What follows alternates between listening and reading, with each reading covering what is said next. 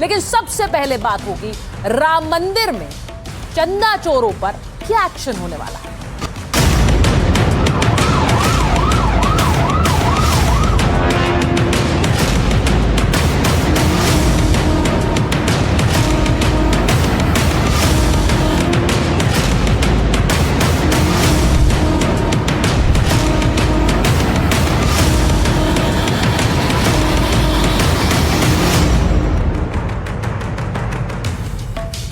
आज की सबसे बड़ी खबर यही है कि चंदा चोरों पर योगी का बुलडोजर चलने वाला है। आज सबसे पहले आपको यही खबर दिखा रही हूं और इसलिए दिखा रही हूं क्योंकि ये सवाल बार बार पूछा गया कि आखिर योगी का बुलडोजर चंदा चोरों पर चुप क्यों है, क्यों नहीं चल रहा है उन लोगों पर जिन्होंने दान की चोरी की। तो इसी से जुड़ी खबर आई और ये बुलडोजर चलेगा कहां, पहले आपको ये दिखा देती हूं। राम मंदिर चढ़ावा चोर लवकुश मिश्रा के 1 करोड़ के घर पर यह बुलडोजर चल सकता है। ये जो तस्वीर आप देख रहे हैं, लवकुश मिश्रा जिनकी आय तो तकरीबन 17,000 थी, लेकिन घर जो उन्होंने बना लिया वो तकरीबन 1 करोड़ का घर। अब ये इस घर की तस्वीरें 2 दिन पहले मैंने आपको दिखाई थी। खबर ये आ रही है कि अब इस पर ADA यानी अयोध्या डेवलपमेंटल अथॉरिटी बुलडोजर चलाने की तैयारी में है। तो ये घर जो कि 1 करोड़ की लागत से बनकर तैयार हो रहा था, इस पर बुलडोजर चलने वाला है। आलीशान घर पर चलेगा बुलडोजर। चढ़ावा चोरी केस में ये बड़ी कार्रवाई होने वाली है। आरोपी लवकुश मिश्रा के घर बुलडोजर चल सकता है। ADA ने निर्माणाधीन मकान के लिए नोटिस थमा दिया है। लवकुश मिश्रा की पत्नी को यह नोटिस भेजा गया है। अब नोटिस में मकान तो तय मानक से अलग बनाने की बात है। लवकुश के परिजनों को 1 हफ्ते का समय दिया गया है। 1 हफ्ते के अंदर ADA के नोटिस का जवाब देना है परिवार को। अगर जवाब नहीं दिया तो ADA कड़ी कार्रवाई करेगा। आरोपी के अवैध निर्माण को ध्वस्त किया जा सकता है। लवकुश ने यह जमीन पिछले साल अक्टूबर में खरीदी थी। अब राम मंदिर में काम करने के दौरान ही यह जमीन खरीदी। रजिस्ट्री में जमीन की कीमत 8,80,000 रुपए दिखाई गई और अभी इसकी कीमत 25 लाख रुपए के आसपास है। जमीन से मकान बनवाने तक 1 करोड़ के खर्च का दावा किया गया। 2 फ्लोर बनकर तैयार, तीसरे फ्लोर की तैयारी है। मकान में लिफ्ट लगाने के लिए भी अलग से जगह छोड़ी गई है। तो सोचिए ये कितना बड़ा मकान बनवा रहे थे। लवकुश मिश्रा की सैलरी केवल 17,000 रुपए थी। इससे पहले पुलिस ने लवकुश के ठिकानों पर छापे मारे थे। लवकुश के ठिकानों से 14,25,000 रुपए मिले थे।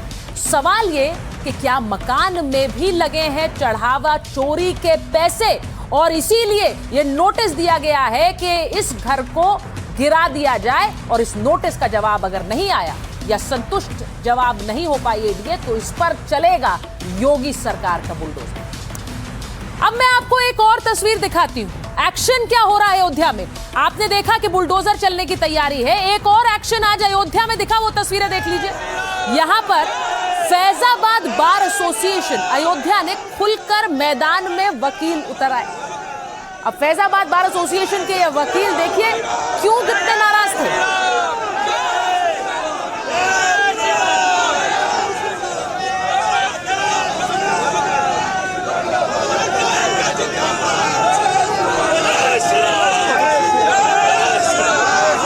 कृपया रुक जाइए, कृपया रुक जाइए।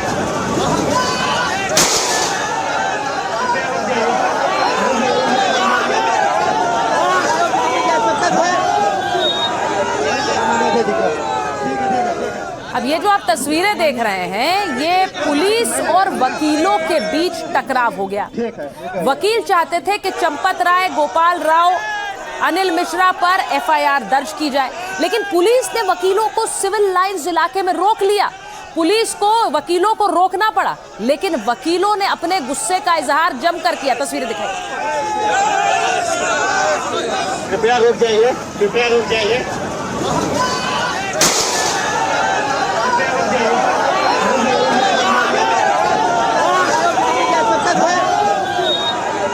के जो बड़े बड़े घोटालेबाज हैं उनके खिलाफ FIR होनी चाहिए, जिसमें गोपाल राव हैं, चंपत राय हैं, अनिल मिश्रा एंड अदर्स उनके साथी हैं। हम लोग प्रोटेस्ट शांतिपूर्ण ढंग से कर रहे थे, पुलिस की जाति देखे कि बैरोकेड से धक्का दे देखिए मेरा हाथ कट गया। ये तो जो छोटे छोटे जिनका कोई दोष है कि नहीं है उनको पकड़ा जा रहा है, जो बड़े बड़े जो हैं जो जिनके नीचे इतना बड़ा घोटाला भ्रष्टाचार हुआ उनको क्यों नहीं FIR में नाम दर्ज किया गया? राम भक्त हैं सच्चे वाले, राम का पैसा कोई न ले जा पाए, उसके खिलाफ कार्रवाई होनी चाहिए, वही कार्रवाई लिए हम लोग आंदोलित। बुलडोजर से उन लोग का भी तो घर गिरना चाहिए, चोरी किए हैं। अच्छा। ये बाबा जी को चाहिए, योगी बाबा जी को चाहिए। केवल एक खाना पूर्ति नहीं कर सकते, आप प्रमुख आरोपियों को पकड़िए और उनको FIR दर्ज करिए और कड़ाई से पूछताछ करिए। इतने बड़े हैं कि माननीय बगल सांसद बिरभूषण शरण सिंह नाम लेने में डर रहे हैं। ये जांच CBI से कराई जानी चाहिए, पुलिस जांच बचेंगे नहीं हो, उत्तर प्रदेश पुलिस जांच नहीं कर सकती उसकी। बलिदान सिंह का ना होते सुना बकरे बलवेदी पे चढ़ाए गए हैं, सब एक ही थाली के चट्टे बट्टे हैं और एक थाली के चट्टे बट्टे होने की वजह से बड़े नामों को बचाया गया यहाँ पे।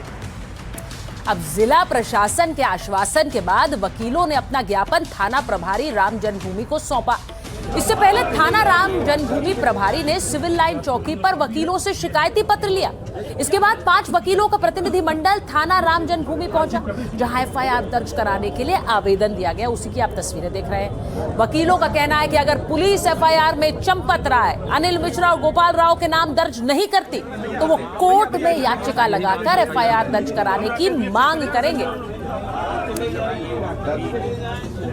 तो ये जो आप तस्वीरें देख रहे हैं, वकीलों का गुस्सा पहली बार नहीं फूटा है। मैंने पहले भी आपको तस्वीरें दिखाई थी जब वकीलों ने कहा कि इन्हें अयोध्या से निकाल दीजिए, इनका अयोध्या में कोई काम नहीं है। चढ़ावा चोरी मामले में वकीलों का विरोध तेज हो गया है। वकीलों का प्रतिनिधि मंडल राम जन्मभूमि थाने पहुंचा। FIR दर्ज कराने के लिए वकीलों ने आवेदन दिया। अब चंपत राय, गोपाल राव, अनिल मिश्रा के नाम इसमें शामिल हैं। वकीलों ने तीनों पर मुकदमे दर्ज करने की मांग की। चंपत राय पर 10 लाख रुपए का गबन करने का आरोप लगाया। अनिल मिश्रा और गोपाल राव पर भी आरोप लगाए। दोनों पर 58 लाख रुपए गायब करने का आरोप लगाया। अब ट्रस्ट के पदाधिकारी और सदस्य इस चोरी में शामिल हैं, ये भी वकील कह रहे हैं। आरोप लगा रहे हैं कि संगठित गिरोह बनाकर ये चोरी की गई। मामला सामने आने के बाद चोरी के सबूत इन्होंने गायब कर दिए। वकील आरोप लगा रहे हैं कि जिम्मेदार लोगों को बचाया जा रहा है और छोटी मछलियों को जेल में डाला जा रहा है। और इसीलिए आज वकीलों के इस प्रदर्शन के बाद अयोध्या में मामला और सियासत गर्मा गई। जांच के लिए आज SIT की टीम फिर अयोध्या पहुंची। उसकी तस्वीरें आपको दिखा रही। मंदिर के कुछ और कर्मचारियों से पूछताछ की। इन सभी को नोटिस देकर बुलाया गया था। तो SIT की टीम लगातार जांच कर रही है और उसी जांच के तहत अयोध्या में आज SIT की टीम फिर से पहुंची है। आपको मैंने पहले भी बताया कि SIT की ये प्रारंभिक जांच पूरी नहीं है और अब जांच के लिए और समय बढ़ा दिया गया है। इस पूरे मामले पर आम अयोध्या वासी क्या सोच रहे हैं, जरा देखिए। श्रद्धालुओं में इसका असर दिखाई दे रहा भाई। श्रद्धालु थोड़ा कम हो गए हैं जरूर। श्रद्धालुओं में आक्रोश ज़्यादा है क्योंकि चंदा चोरी हुआ है ना, वो भगवान राम का पैसा है और श्रद्धालुओं का दिया हुआ पैसा हुआ है, तो श्रद्धालु में आक्रोश तो रहेगा ही। हमारी देश में ही नहीं विदेशों में भी चर्चाएं बढ़ गई हैं कि राम मंदिर जो भगवान का एक बढ़िया प्रतिष्ठित जो विश्वविख्यात में बना है उसमें ही चोरी हो गई है। इससे श्रद्धालुओं पे बुरा असर पड़ रहा है। जो पहले चंदा के नाम पे माला प्रसाद अन्य व्यवस्थाओं को देखते हुए पैसा खर्च कर देते थे, परंतु अब ऐसा नहीं करते। राम मंदिर ट्रस्ट में वहाँ पे जो नियुक्तियाँ हुई हैं लोगों की, वहाँ लोकल नियुक्तियाँ कम हुई हैं, बाहरी की ज़्यादा हुई हैं। यहाँ पे किसी से भी हमको भी सूचना भी मिली थी इस बात के लिए कि किसी की कोई रिक्वायरमेंट में गया था तो उन्होंने कहा अयोध्या वासियों को नौकरी नहीं रह सकते। ये वहाँ के ट्रस्ट के ही व्यक्ति द्वारा ही किसी का कहा गया है। डोनेट करना इस समय बड़ा दबाव पड़ गया है कि डोनेट करे तो करे कैसे, क्योंकि हमारे यहाँ तो ऐसा ही हो जा रहा है। डोनेट कर रहे हैं तो यहाँ घपला हो जा रहा है, कहीं और चला जा रहा है, कहीं और चला जा रहा है। भगवान के नाम पर आप दे रहे हैं और कहीं और चला जा रहा है। अब सवाल उठ रहा है कि आखिर चंपत राय का क्या होगा, क्योंकि चंपत राय ने अपने करीबियों को जो संकेत दिए उससे लगता है वो अयोध्या से बाहर जाने वाले हैं, अयोध्या छोड़ने वाले हैं। चढ़ावा चोरी के बीच करीबियों से क्या बोले हैं चंपत राय? अयोध्या में सेवा पूरी हो गई और ये भी कि अब आगे बढ़ना होगा। सूत्रों के मुताबिक चंपत राय अभी एकांतवास में है। चंपत राय ने कहा है कि उनके भरोसे का फायदा उठाया गया है।